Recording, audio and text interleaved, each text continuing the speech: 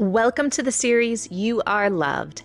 My goal is to share people's incredible stories in the hopes of encouraging you to keep going, no matter how hard it is, and to show you how loved you are by your Heavenly Father. This week, I have the honor of sharing with you Willie's story. Willie began using prescription drugs in the 8th grade, and before long, he was using whatever he could get his hands on to chase that high. This led to him going to jail several times. One day, right before a court hearing, he contacted a drug rehabilitation program, not because he really wanted to fix his life, but because he really wanted to stay out of jail. Through a supernatural turn of events, he was accepted into the program. He walked in on Friday, got saved on Sunday, and was set free on Monday. You have to hear this incredible story. Tell me a little bit about yourself. Well, I'm Willie Leonard. I live in Tellico Plains, Tennessee.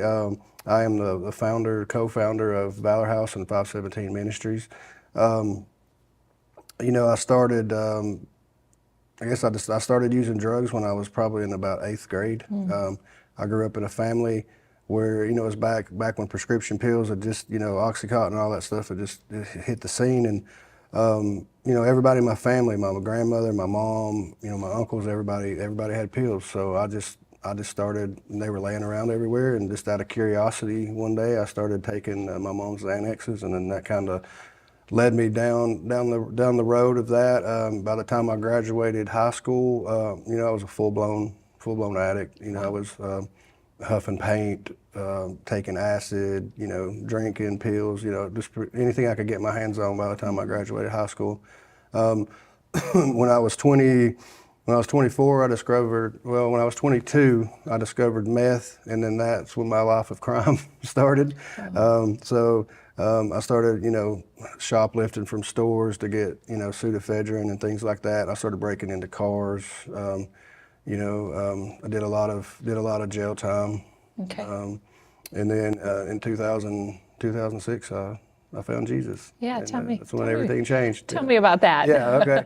I went into a program on Friday, I got saved on Sunday, and God set me free on Monday. That's kind of the thing, how I always say it. And I was just trying to stay out of jail. I wasn't seeking Jesus, I was miserable in my life, but I thought, from how I was raised in a junkyard, so, we were middle class, but we were perceived kind of poor from the community. So I kind of just felt like that was my lot, my lot in life. And before all of this, I came down to that Friday, and that Monday I had to go to court. But before that, I had to do like 30 days of public service, like picking up trash. Right? But that was where God started working in my life before I even knew Him. They instead of putting me on the trash crew, they put me with this gentleman, and I'm from Sevier County, so they do Winterfest, so they hang the Christmas lights up, the big snowflakes and everything, all the way down Highway 66. So instead of putting me on the trash crew, they put me with that guy.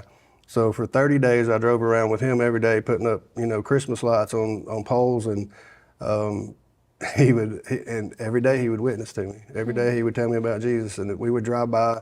We would drive by this store, and he would say, "Hey, that's the thrift store that my church runs, and they have a faith-based rehab." He goes, "You might want to check it out one day." And he'd be like, "Yeah, this is my church. You might, So for 30 days, he was just witnessing to me and telling me about this place. So I got done with that, and I just went back to doing what I was doing, just getting high, and I caught another charge, and so that's when it come down to either for like a last-ditch effort. I drove by that store one day, and I looked over, and I went, and I didn't think, oh man, that could be the place that changes my life. I thought that could be the place that gets me out of jail. Yeah. So I called him, and I called him up, and I said, "Hey," I said, I need help, And with the guy on the phone, he said, "Well," he goes, we'll take you, but it'll be about a month before we can get you in, because there's 11 guys on the waiting list ahead of you." Wow. So at that moment, I hung up the phone, and I was like, "Well, that's it. I'm going." That was my last shot. So I went out that night, and I got drugs, I got high, and I came. So I woke up that next morning, and I was about to do the rest of the, what I had from the night before to get rid of my sick, and the phone rang, and it was the guy from that program, and he said, "Hey man," he goes, I don't know what it was about you yesterday, but he said the Holy Spirit I just couldn't shake you. He said, so I went to my director, and I went to, you know, the executive director and the program director over the program, and he's like, "Man, I don't know what it is about this guy, but he's like, we got to help him. We got to get him into the program." And they were like, "Sure." Okay. That was my first introduction to Pastor Jeremy Graham. Wow. Yeah.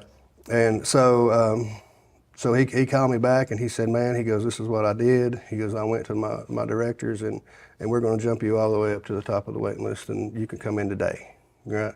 And this was on Friday. So I got I said, "All right, man." So I got my stuff together, you know.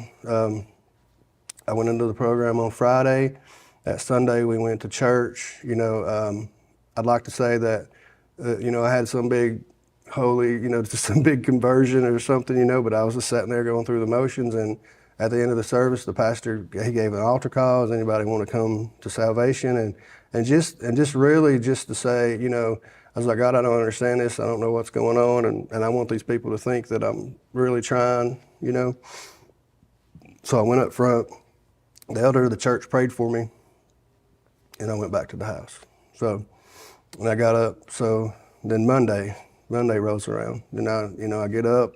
I had to be at court at 9 to get my counselor. We drive down to the courthouse, and back then, you know, in Sevier County, and I don't do it like that no more, but they would go down the alphabet, and you knew, and I knew from being in there before, like if they skipped your name, you're in trouble. Okay. So the judge is going down, and he's reading, he's sending people to jail just left and right. And I look over my counselor. I was like, "Man, I'm going to jail." And he's just like, "Just trust God, brother. Just trust God." And I'm like, "I don't even, like, really," you know. So they get down to my name, and he skips me. And he keeps going, and I looked over at him, and I was like, "I'm done," you know, because my PO sitting over here, she's already told me I'm going to jail for 2 years. And so he gets down, and it gets down to about me and three or four other people in the courtroom, and he finally calls my name, and I go up there, and he looks at me, he's looking at my stuff, and he looks back up, you know, he does this, you know, he's looking over, and he says, "Mr. Leonard," he goes, "I don't know why I'm doing this today." This is his exact words. He said, "I don't know why I'm doing this, but you're going to leave here today a free man." He said, I'm waiving all your fines, all your fees. I'm letting you off probation." He said, "When you leave here today, you'll be completely out of the system."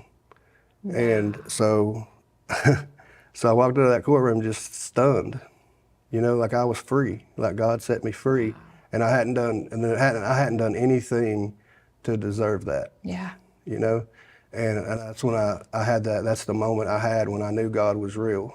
And that if he was going to do that for me, after all the dirty stuff, the awful, terrible stuff that I did, you know, crimes and things I did to my family, then I was going to give him a real shot. And I decided that day that's the day I was going to serve the Lord for the rest of my life. Wow. Yeah. Wow. That's amazing. Because you could have run right back into drugs. But I could have, yeah. I mean, I could have being set free, like the judge. Yeah, I could have left the program, you know, because he told me, he goes, "You go and finish that program," and he goes, "If I ever see you in here again, basically I'll throw you under the jail." But I left, and I was like, wow. I was like, you know. You knew it was God. I knew. Amazing. That was when, you know, God told me, he was like, that's the day he told me, like I knew there was more for me. Yes. You know, than just what I was living. That's awesome. Yeah. That's amazing. So yeah, I went into a program on Friday, I got saved on Sunday, and God set me free on Monday. Wow. Yeah. So tell me what year was that? That was 2006. 2006. Okay. So it's been 18 years. Mm-hmm. What's happened in your life since then? Wow, 18 years. It's been a lot of. It's not all been, you know, unicorns and rainbows and butterflies. You know, right. I've had some ups and downs. There were some relapses but the whole time, even through the relapses, I stayed with the Lord and continued to grow as a man of God. And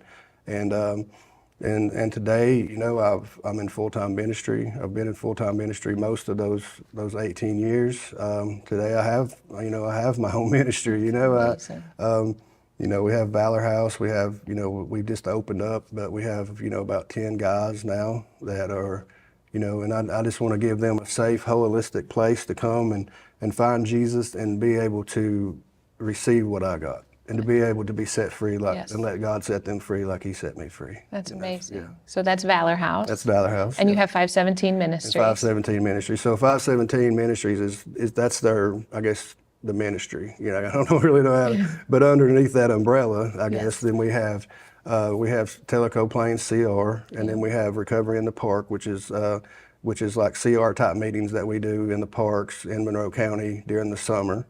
We just finished up our 4th year doing that, and it's been really successful and just a huge blessing. And then we have Valor House, which we just started, me and my wife. So it's amazing. Yeah.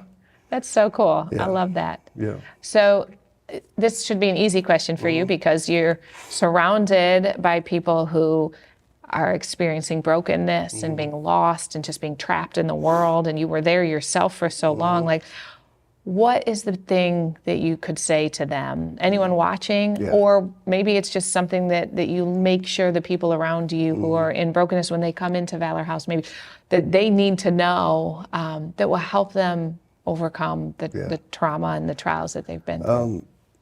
I think my answer to that question would be no matter the ups or the downs, no matter, where life takes you, or no matter where, no matter if you make bad choices or not, if you are faithful and consistent in the Lord, then God things will happen in your life. There will be miracles that happen in your life if you just continue to be faithful and consistent, because our mistakes don't define us. That's right. Unless we allow them to. What defines us is how we get back up and keep fighting. That's good. And that's what I tell my guys. I tell my guys all the time. I tell people all the time when I go into the jails in Monroe County. I tell the guys, I was like, look, if you make a decision in your life and then you are faithful and consistent with this, and you can faithful and consistent in the Word, faithful and consistent in prayer, then God will begin to change your life, and there'll be God things that happen in your life, and most of the times God things are supernatural miracles. Yes. So there's no matter how small, sometimes we miss the small miracles because we're looking for the big miracles. Right. But, the fact that I'm sitting here right now, it's a miracle. Yes. And I bet you get to see those supernatural miracles happening every day. Yeah. It's so and awesome. that's what drives me. It's what it's what I'm passionate about. It's what I live for. It's what God created me for. Was this that day He set me free in 2006? He knew that this was who He created me to be. Yes. Yeah. That's amazing. Yeah.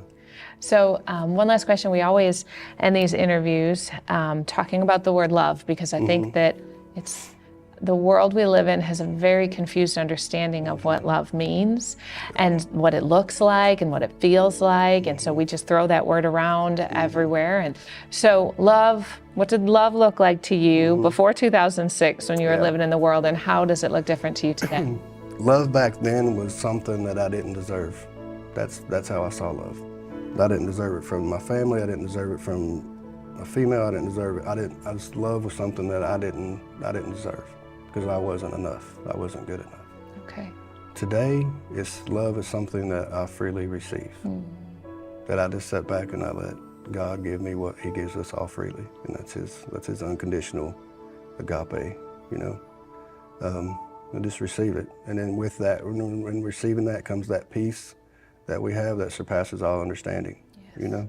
Even when trials come and the storms come, if our house is built on that love and just receiving that love, then there's nothing that can shake that. That's good. Because it's a free gift. Yes. Amen.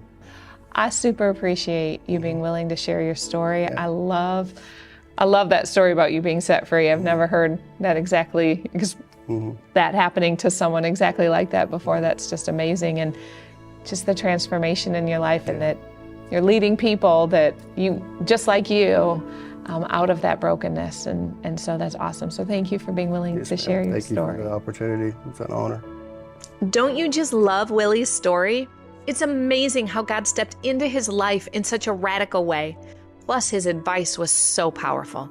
He said, even in the ups and downs, if you continue to trust God, God things will happen in your life, because your mistakes don't define you. It's how you get back up and keep fighting. Friends, if you are struggling, I hope you keep fighting. Willie talked about being one of the founders of 517 Ministries in their newest project, Valor House. This is a 12-month faith-based residential addiction recovery home. It's located in Tellico Plains, Tennessee. Valor House was created to assist people battling substance use disorder as they overcome things like addiction, incarceration, homelessness, domestic violence, and other life-challenging situations. While at Valor House, residents receive vocational rehabilitation, relapse prevention education, and professional counseling in a holistic and therapeutic environment. I encourage you to check out their website to see how they can help you, or if this is important to you, to see how you can help them. Join us next week to hear another encouraging story, and be sure to subscribe or follow so you never miss an episode. Most importantly, I pray you know that no matter how far you or someone you love have run from God, it is never too late. There is always hope because you are loved.